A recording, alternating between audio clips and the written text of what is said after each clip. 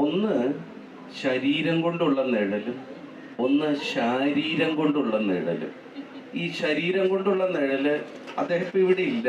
ഈ ശരീരം കൊണ്ടുള്ള നിഴല് ജയേട്ടന് തൃശ്ശൂരിൽ നിന്ന് പുറത്തേക്ക് ഇറങ്ങണമെങ്കിൽ അപ്പോൾ ബാലുവിനെ വിളിക്കണം, ബാലു അവിടെ എത്തണം.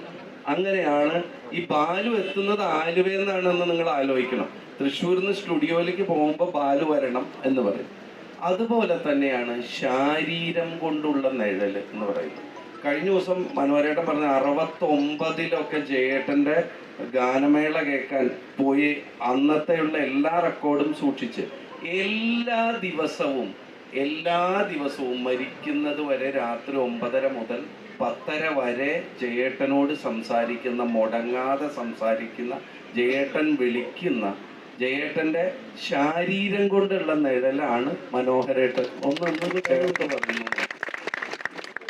ഇപ്പം അതിൽ കൂടുതൽ പ്രത്യേകിച്ച് കൽപ്പിച്ച് പറയേണ്ട ആവശ്യമില്ല. ഈ ജയേട്ടൻ്റെ ഈ ആത്മസുഹൃത്താവാൻ വലിയ ബുദ്ധിമുട്ടാണ്. ദിവസവും പാട്ടുകളെ പറ്റി സംസാരിക്കുന്നു, വാചാലനാണ്. അടുത്ത് അറിയുന്ന ആളുകളോട് അതിവാചാലമായി സംസാരിക്കുന്ന, ആവേശത്തോടുകൂടി സംസാരിക്കുന്ന ഒരാളാണ്. എൻ്റെ ചോദ്യം ഇതല്ല, നമ്മൾ ഇടക്കാലത്ത് വെച്ച് ജയേട്ടൻ്റെ പാട്ടിലൊരു വലിയ വിടവ് ഇടക്കാലത്ത് വെച്ച് ആത്മസുഹൃത്തെന്ന നിലയിൽ അദ്ദേഹത്തിന് അതിന് എന്തായിരുന്നു അദ്ദേഹത്തിൻ്റെ ഒരു പ്രതികരണം? അദ്ദേഹത്തിന് നല്ല ദുഃഖമുണ്ടായിരുന്നു. അല്ല സാധാരണ പോലെ ചിരിച്ചും കടിച്ചും ഇതൊന്നും എൻ്റേതല്ല എന്ന മട്ടിൽ കവി പറഞ്ഞ പോലെ ഇതൊന്നും എൻ്റെ അല്ലേ ഈ കുമ്പനാനകൾ എന്ന് പറഞ്ഞ പോലെയാണോ അദ്ദേഹത്തിൻ്റെ? എങ്ങനെയായിരുന്നു അദ്ദേഹത്തിൻ്റെ ആ ഗ്യാപ്പ്? എങ്ങനെയായിരുന്നു? ശരിക്കും പറഞ്ഞാൽ അദ്ദേഹത്തിന് ഗ്യാപ്പ് ഉണ്ടായിരുന്നു. നമ്മുടെ മലയാള സിനിമയിൽ 80-കളിൽ രവീന്ദ്രൻ, ജോൺസൺ തുടങ്ങി പുതിയ സംഗീത സംവിധായകർ വന്നു തുടങ്ങിയപ്പോൾ പാട്ടിൻ്റെ ട്രെൻഡ് മാറി, പിന്നെ ബിസിനസ്സിൻ്റെ ട്രെൻഡ് മാറി. ഇപ്പോൾ ദേവരാജൻ മാസ്റ്റർ, അർജുനൻ മാസ്റ്റർ അതുപോലുള്ള മാസ്റ്റേഴ്സ് എല്ലാം രംഗത്ത് നിന്ന് പിൻവാങ്ങുന്ന ഒരവസരത്തിൽ അദ്ദേഹത്തിൻ്റെ അവസരങ്ങൾ മലയാളത്തിൽ കുറഞ്ഞു. അതാണ് ശരിക്കും സംഭവിച്ചത്. പക്ഷേ നിങ്ങൾക്ക് മലയാള സിനിമാ സംഗീതത്തിൻ്റെ ചരിത്രം നോക്കിയാൽ എല്ലാ വർഷവും അദ്ദേഹം 5 പാട്ടെങ്കിലും പാടിയിട്ടുണ്ട്. ഒരു വർഷവും അദ്ദേഹം പാടാതിരുന്നിട്ട്. അതുപോലെ അതേ സമയത്ത് തമിഴ്, തെലുങ്ക്, കന്നഡ സിനിമകളിലെ ധാരാളം ഗാനങ്ങൾ വളരെ വളരെ പ്രശസ്തരും പ്രതിഭാധനന്മാരുമായ സംഗീത സംവിധായകർ രംഗറാവു, രമേശ് നായിഡു, BV കാരന്ത്, ഈ സമാന്തര സിനിമയുടെ വക്താവായിരുന്ന BV കാരന്ത്, അദ്ദേഹത്തിൻ്റെ ഭാര്യ പ്രേമ കാരന്ത് സിനിമ എടുത്തിട്ടുണ്ട് ഫണിയമ്മ എന്ന് പറഞ്ഞ് 1983. അതിലാകെ 2 പാട്ടേ ഉള്ളൂ. ഒരു പാട്ട് ജാനകിയമ്മ പാടുന്ന പാട്ട്, ഒരു പാട്ട് ഇദ്ദേഹം പാടുന്ന ഒരു ഫോക്ക് പാട്ടാണ്, കന്നഡയിലെ ഫോക്ക് സംഗീതം. അപ്പോൾ ആ സിനിമയ്ക്ക് നാഷണൽ അവാർഡ് കിട്ടി, സ്റ്റേറ്റ് അവാർഡ് കിട്ടി. അങ്ങനെയുള്ള പടങ്ങളിലൊക്കെ മഹാരഥന്മാരെല്ലാം ജയചന്ദ്രനെ തിരഞ്ഞു പിടിച്ച് പാടിക്കുകയായിരുന്നു. അതുപോലെ 78-ൽ മധുരൈ മീട്ട സുന്ദരപാണ്ഡ്യൻ എന്ന തമിഴ് സിനിമ, നമ്മുടെ MG രാമചന്ദ്രൻ അവസാനമായി അഭിനയിക്കുന്ന സിനിമ, അദ്ദേഹം സിനിമാ ലോകത്തു നിന്ന് മാറി മുഖ്യമന്ത്രിയായി രാഷ്ട്രീയത്തിൽ പ്രവേശിക്കുന്നു. അതിൽ അമുത തമിഴിൽ എഴുതും കവിത എന്ന് പറഞ്ഞ് ആ MG രാമചന്ദ്രൻ്റെ തുടക്കത്തിലെ ഏഴെഴുത്തോഴൻ തുടങ്ങിയിട്ട് പുരക്ഷി തലവനാകുന്നവരെയുള്ള ഒരു ചരിത്രമാണ് ആ പാട്ട് ശരിക്കും. അപ്പോൾ വാണി ജയറാമും ജയചന്ദ്രനും ആ പാട്ട് പാടിയിരിക്കുന്നത്. MSVയോട് MGR പ്രത്യേകം പറഞ്ഞു ഇത് ജയചന്ദ്രനെ കൊണ്ട് പാടിക്കണം. അപ്പം അങ്ങനെ ഈ കന്നഡയിലും തെലുങ്കിലും അല്ലെ രാജ്കുമാറിൻ്റെ ഭക്തപ്രഹ്ലാദ എന്ന സിനിമയിൽ രാജ്കുമാറിന് വേണ്ടിയിട്ട് കമല നയന കമലാവദന, കമല നയന നാരായണ എന്നൊരു പാട്ടുണ്ട്. അങ്ങനെ ധാരാളം പാട്ടുകൾ തെലുങ്ക്, കന്നഡ, തമിഴ്. ഒരു 80s മുതൽ ഒരു 95 വരെ അദ്ദേഹം തമിഴ്, തെലുങ്ക്, കന്നഡയിൽ വളരെ വളരെ പോപ്പുലറായിരുന്നു. ഏറ്റവും നല്ല പാട്ടുകൾ അദ്ദേഹം പാടി. അതേ സമയത്ത് മലയാളത്തിൽ 2, 3, 4 പാട്ടുകൾ അതെല്ലാം ഒരു മെയിൻ സ്ട്രീമിൽ വരുന്ന സിനിമയിലായിരിക്കില്ല പാടിയിട്ടുള്ളത്. അതുകൊണ്ട് തന്നെ ഇങ്ങനെ പാടിയതായിട്ട് പോലും ആർക്കും അറിയും. അതാണ് സംഭവിച്ചത്. അല്ലാതെ ശരിക്കും ഒരു ഗായകൻ എന്നുള്ള നിലയിൽ ഗ്യാപ്പില്ല.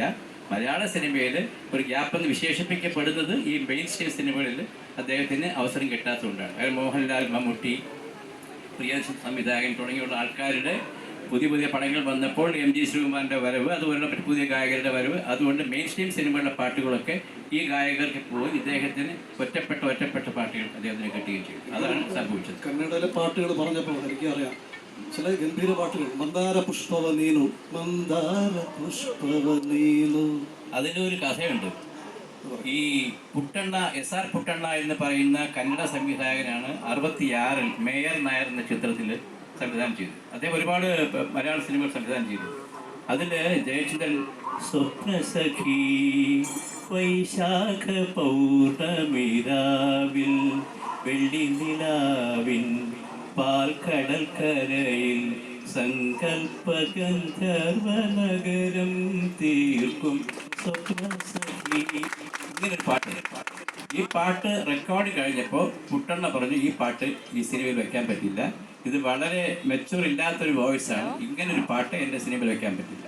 അപ്പോൾ കൊല്ലത്തുള്ള പി എ തങ്ങളാണ് എൻ്റെ നിർമ്മാതാവ്. അദ്ദേഹം ചോദിച്ചു എന്താ ഇവിടെ ഒരു ഡിസ്കഷൻ, അത് ഈ പാട്ട് മാറ്റി വേറെ എ എം രാജയോ യേശുദാസിനെ കൂടി പാടിക്കണമെന്ന് പറയും. അങ്ങനെ നടക്കില്ല, ഈ പാട്ട് ജയചന്ദ്രൻ്റെ പാട്ട് മാത്രം സിനിമയിൽ വെച്ചാൽ മതി, ഇല്ലെങ്കിൽ നിങ്ങൾ സിനിമ എടുക്കേണ്ട പൊക്കോളം പറയും.